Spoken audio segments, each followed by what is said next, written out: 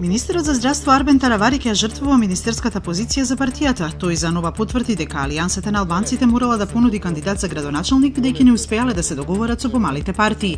Доколку не го добиеме градоначалничкото место во Гостивар, ќе се збогувам со политиката и ќе работам како лекар, изјави за нова Таравари.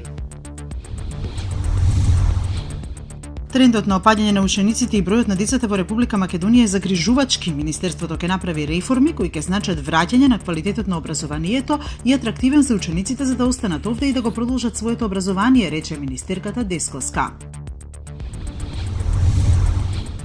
Председателот на САД одлучил да ја укине програмата на Барак Обама преку која се издаваа работни дозволи за мигрантите кои немаат документи, а во САД пристигнале уште како деца. Се очекува планот за укинување на ДАКА Трамп да го соопшти утре. ДАКА стапи на сила во 2012, со што околу 800.000 мигранти добијат 2-годишни обновливи периоди за студирање или работа, ако дошле во САД през 16 години.